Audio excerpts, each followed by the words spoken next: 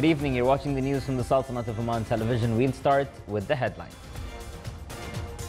On behalf of His Majesty Sultan Qaboos, His Highness Sayyid As'ad bin Tariq Al Saeed receives the Egyptian ambassador accredited to the Sultanate to bid him farewell at the end of his term of duty. His Excellency, the Minister of Commerce and Industry, says new procedures to reduce hidden trading are to be applied. The Education Council approves to establish a College of Law in Dhofar University. And 36 kilometers of Taqa Mirbat dual road project is open.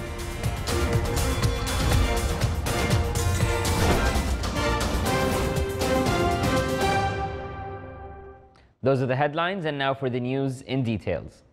On behalf of His Majesty Sultan Qaboos, His Highness Sayyid As'ad bin Tariq Al Saeed received in his office today His Excellency Sabri Magdi Sabri, Egyptian ambassador accredited to the Sultanate, to bid him farewell at the end of his tour of duty in the Sultanate. The ambassador expressed his thanks to His Majesty the Sultan for the support he received during his work in the Sultanate from His Majesty, the government and the Omani people, which enabled him to carry out his duties, and he wished His Majesty good health, happiness and a long life, and the Sultanate further development under the wise leadership of His Majesty. On his part, His Highness Sayyid As'ad bin Tariq Al Saeed expressed his thanks to the ambassador for the efforts he exerted to serve the relations between the two countries, wishing him further success and the Egyptian people further progress and prosperity. The volume of new investments in areas associated to the public establishment for industrial estates reached around 400 million Omani riyals. That was confirmed by His Excellency Dr. Ali bin Masood Al-Sunaidi, Minister of Commerce and Industry, when he was hosted at the Shura Council. The Shura session also discussed various topics, mainly the economic diversification, commerce, hidden trading, and ineffective commercial registers. The Education Council approved the demand for the establishment of a College of Law in Dhofar University. In its first meeting of the year, the Council studied updates of Omani teachers' preparation program and procedures of qualifications through offered educational programs. The Council also discussed the work process of the educational qualification program and the evaluation of this experience, besides the mechanisms of enhancing the programs in light of current and future data and development. The meeting further reviewed the documents of the Educational Excellence Award for Omani teachers, which aims to upgrade the performance level of Omani teachers in appreciation of their efforts. The meeting was presided over by His Excellency Sayyid Khalid bin Hilal Al-Busaidi, Minister of the Diwan of the Royal Court, Chairman of the Education Council. The Ministry of Oil and Gas signed a new oil agreement with the Lebanese Oil and Gas Exploration Company in concession block number 57 with an area of 2,262 square kilometers. The agreement stipulates in the company's commitment during the exploration period to implement seismic surveys and to conduct geological and geophysical studies, as well as to drill a number of exploration wells. The ministry, through this agreement, seeks to explore new oil fields which would contribute in the increase of the petroleum reserve and raise the rates of production in the Sultanate in order to finance the development projects in all fields.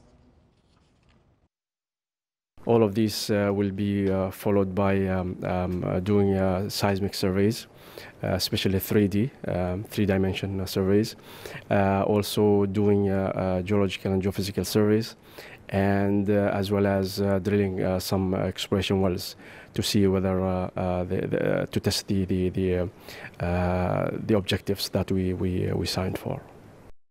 In order to facilitate the traffic movement for road users in the Governorate of Dhofar, the Ministry of Transport and Communications opened 36 kilometers of the Taqa Mirbat dual road project. The road, which was constructed according to the latest international standards, includes 5 flyovers and a number of culverts to ensure the smooth flow of traffic movement. All traffic safety regulations and weather conditions were taken into account in designing all parts of the project. The project will facilitate traffic movement between the wilaya of Taqa and other neighboring wilayas and increase the touristic and economic movement in those areas. Muscat Securities Market today lost 6.75 points, comprising a decline by 0.13% to close at 5,099 points compared to the last session, which stood at 5,106 points. The trading value today stood at 1.3 million Omani Riyals, comprising a decline by 10.5% compared to the last session, which stood at 1.4 million Omani Riyals. The report released by MSM pointed out that the market value fell to reach about 17.9 billion Omani Riyals. The report added that the value of shares bought by non-Omani investors reached 84,000 Omani Riyals, comprising 6.23%. The value of shares sold by non-Omani investors reached 203,000 Omani Riyals, comprising 15.09%, and the net non-Omani investment declined by 8.85% to 119,000 Omani Riyals. And still to come in our news bulletin. A scientific seminar in Sultan Qaboos University sheds light on camels, their benefits, health, and diseases.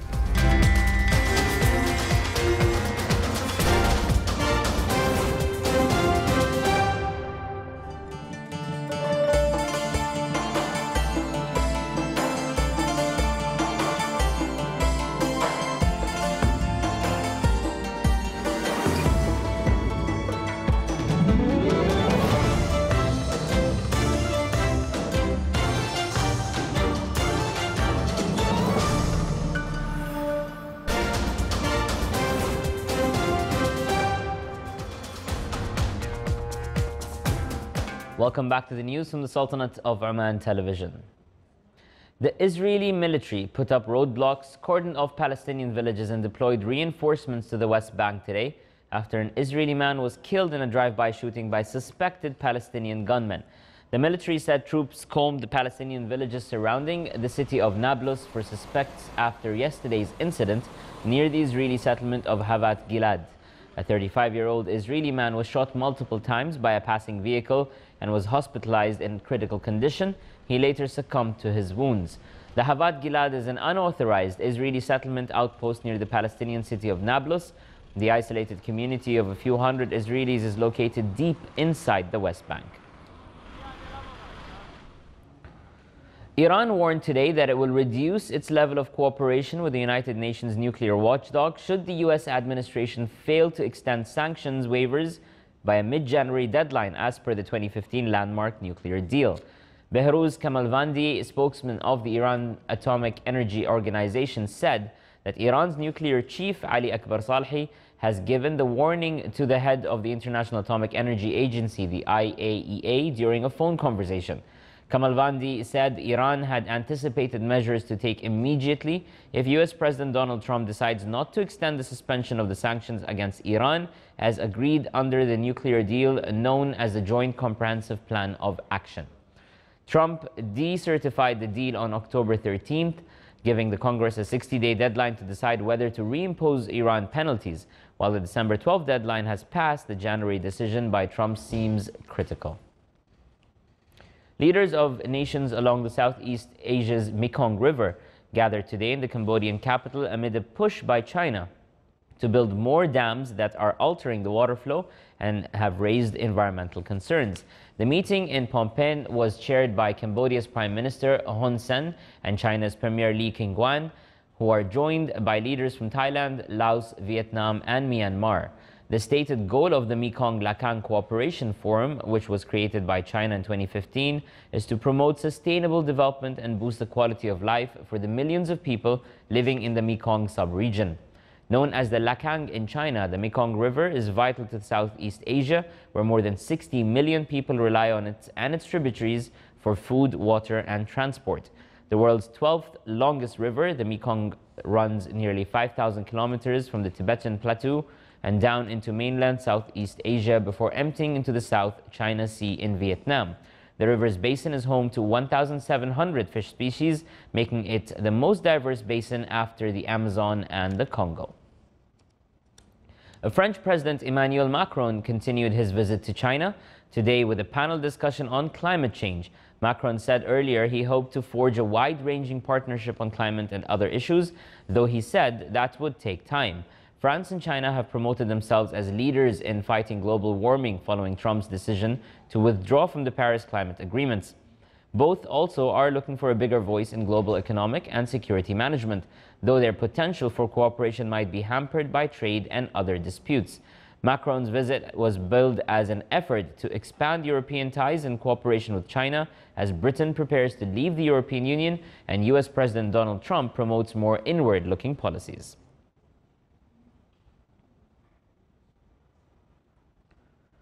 Residents on the Russian Pacific island of Sakhalin continue to battle a ferocious cyclone today as winds reach 72 kilometers per hour. According to the region's emergency services, around 50 cars were left stranded on the highway and flights to and from Sakhalin were cancelled or delayed.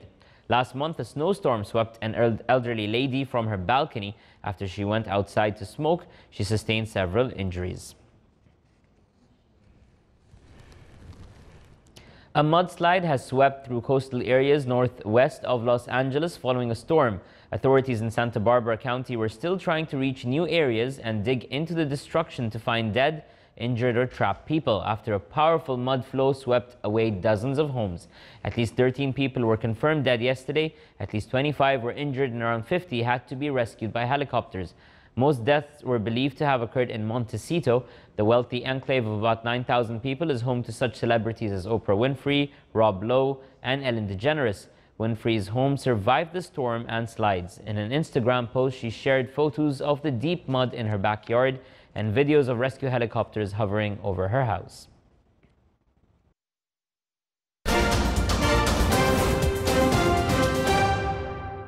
And now back to some more local news. Lieutenant General Ahmed bin Harith al-Nabhani, Chief of Staff of the Sultan's Armed Forces, honored the national football team players affiliated to Sultan's Armed Forces, the Royal Guard of Oman, and Royal Court Affairs, and other bodies for their great achievements after winning the 23rd Gulf Cup.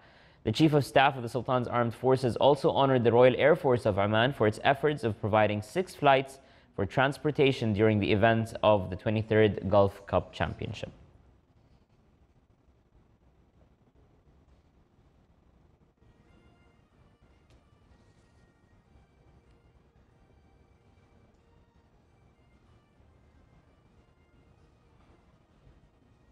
The National Defense College this morning hosted His Excellency Ahmed Ali Abul Ghayth, Secretary General of the Arab League. The invitation of His Excellency came to shed light on the march of the Arab League within the current situation in the region, as well as to acquaint with the political, economic, geographical, and historical aspects of the League. His Excellency also briefed the attendees on the goals of the Arab League, its role and capabilities to face the challenges and rapid developments in the region.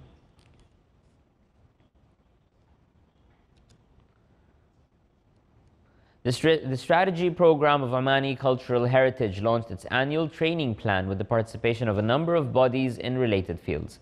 The program seeks to acquaint the society with the significance of Omani culture and heritage. It also aims to enhance the knowledge of individuals working in this field. The accompanying workshop of the program focused on Omani personalities, trade, local languages and accents, as well as some stories and legends related to areas in the Sultanate. The event also witnessed visual presentations on some projects in the cultural field.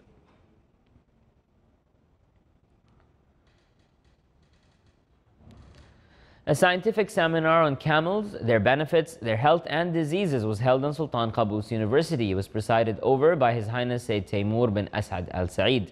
The seminar discussed topics related to the historical aspects of camels and their importance in the life of those living in desert areas. The discussion sessions also focused on camel breeding and ways of prevention against common diseases that affect camels, in addition to improving their genetics through modern technologies. The seminar also shed light on health benefits of camel meat, such as reducing blood pressure. Her Royal Highness Princess Dina Ma'arad Al Hussein, chairperson of the Union for International Cancer Control, the UICC, hailed the efforts exerted in healthcare field in the Sultanate. She expressed her appreciation for the Sultanate's support for the UICC and hosting the Global Conference for Combating Cancer due to be held in 2020, as well as the Global Summit on Combating Cancer. Around 4,000 researchers, doctors and officials from 170 countries are expected to take part in these 2 major events.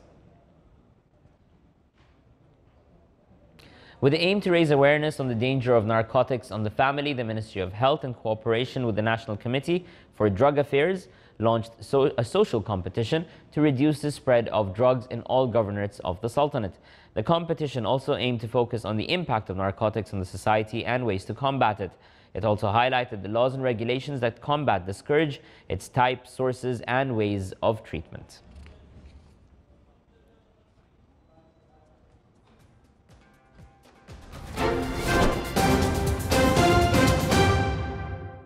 And now for the general weather forecast around the Sultanate. Clear to partly cloudy skies will prevail over the coastal areas of the Sea of Oman and the Governorate of Musandam, with chances of scattered rains. The rest of the Sultanate will have clear skies. Winds will be northerly to northwesterly, light to moderate, and seas will be moderate to rough with a maximum wave height of 2 meters.